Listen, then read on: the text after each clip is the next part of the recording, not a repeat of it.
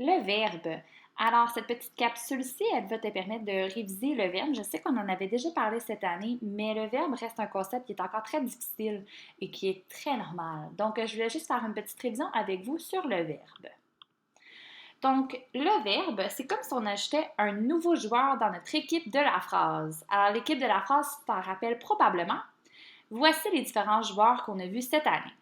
Alors, on a vu le joueur déterminant, le nom, et maintenant, on ajoute le verbe. Comme petite révision, le déterminant, on se rappelle que c'est un petit mot qui accompagne toujours le nom commun. Donc moi, je t'avais expliqué que c'était comme deux joueurs qui ne pouvaient pas aller sur le terrain l'un sans l'autre. Ils ont besoin de jouer ensemble. Et le déterminant, on peut le remplacer par un autre déterminant. Donc, par exemple, si tu as un, tu pourrais le remplacer par le. Ou si tu as la, tu pourrais le remplacer par une. Un exemple, le chat, tu pourrais le remplacer par un chat. Et la table, tu pourrais remplacer par une table. Donc, en changeant les déterminants, ça te permet de confirmer qu'il s'agit bien d'un déterminant. Tu as des déterminants au singulier, la, un, une, il y en a d'autres aussi, et les déterminants pluriels comme des, les, mais, et etc. Dans l'équipe de la phrase, on a également le nom. Donc, le nom, c'est un mot qui sert à désigner un lieu, un animal, une personne, un objet, bref. Et le nom, on peut le séparer en deux catégories. On a tout d'abord notre fameux nom commun. Le nom commun, c'est général, puis ça va s'accompagner aussi avec un déterminant.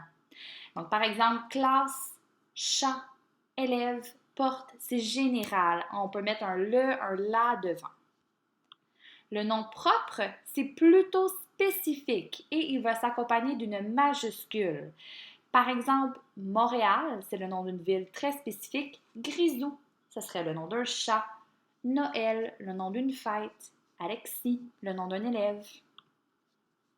Et maintenant, dans l'équipe de la phrase, bien, on peut se poser la question, le verbe, lui, il fait quoi? En fait, quand on regarde la phrase, je vous parle souvent du qui fait quoi dans la phrase. Ce sont les éléments que tu as besoin pour construire une belle phrase qui fait du sens. Le qui, en bleu, ben c'est justement les joueurs que je t'ai rappelé, que je viens juste de te montrer. Le déterminant, le nom. Alors, eux, ils vont jouer à la position des qui. Donc, c'est ça leur travail dans la phrase. Et maintenant, le joueur du verbe, ben lui, il va plutôt jouer à la position du fait. C'est ça, lui, son travail. Ça va permettre de compléter notre phrase parce que si tu te rappelles bien, je t'ai déjà expliqué qu'on ne peut pas avoir des phrases juste avec des qui. Exemple, le chat, point. Mais ça ne fait pas de sens. Et on ne peut pas non plus avoir des phrases juste avec des faits. Joue, point. Ben, c'est qui joue? Justement, il faut un qui, fait, point. Et tu peux également avoir un qui fait quoi. Le quoi, c'est comme un petit extra. Donc ici, je vais te lire la définition du verbe parce que le verbe, on pense souvent qu'il n'est qu'une chose, mais en réalité, ça peut être différentes choses. Donc, le verbe situe un événement, un fait, une action dans le temps et d'autres choses aussi. Le verbe peut exprimer une action. La plupart du temps, quand on pense au verbe, on pense à des mots d'action. Par exemple, sauter, courir, ouvrir. Ce sont tous des mots d'action. Mais ça peut être aussi un état, comme être ou avoir l'air ou sembler. Un changement d'état, se métamorphoser, mourir, etc. Il pourrait aussi exprimer une action subie. Il est un élément essentiel de la phrase. Comme je t'ai dit, on ne peut pas avoir une phrase sans un fait. C'est primordial, c'est très important d'en avoir un. Donc ici, c'était juste pour te rappeler que souvent le verbe, on va penser que c'est un mot d'action, mais ça peut aussi ne pas être une action. Par exemple, si tu penses à pleuvoir, il pleut dehors.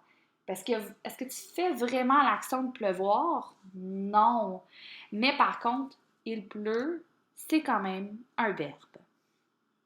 Maintenant, puisque le verbe, je viens juste de te dire que c'est pas toujours une action, donc ça se peut que ça soit pas toujours facile à repérer dans une phrase, voici un truc.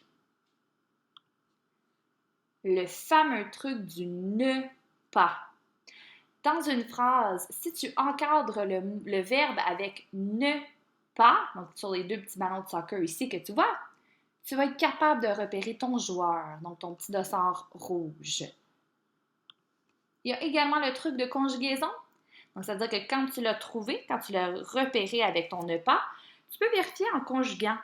Je joue, tu joues, il joue, nous jouons, vous jouez, il joue. Donc, remarque ici, j'ai deux fois il, c'est parce que j'en ai un au singulier, un au pluriel, puis j'ai également le féminin ici. OK? Donc, c'est ça. Donc, c'est le truc ici pour repérer le verbe. Donc, dans un exemple, je viens juste de le faire pour vous. Je joue au soccer. Alors, dans la phrase ici, on a un verbe parce que la phrase, elle est complète, elle fait du sens. Je joue au soccer. Alors ici, je vais encadrer mon verbe avec le ne pas. Tu peux mettre la vidéo sur pause pour essayer de le trouver par toi-même. Sinon, moi, je continue. On peut dire « je ne joue pas au soccer ». Alors voilà, on a encadré « joue » avec le ne pas. Alors ça veut dire que « joue », c'est notre verbe. Et je peux vérifier en le conjuguant. Je joue, tu joues, il joue, nous jouons, vous jouez, elle joue. Voilà. Prochain exemple. J'arrête le ballon. Encore une fois, mets la vidéo sur pause. Moi, je continue. Alors, j'arrête le ballon. On peut également dire je n'arrête pas le ballon. Remarque ici que c'est le N apostrophe parce qu'on ne peut pas dire je ne arrête pas le ballon parce qu'on va avoir deux voyelles qui vont se suivre. Donc, on met l'apostrophe. Alors, on va dire je n'arrête pas le ballon. Ce qui veut dire que notre verbe, c'est arrête.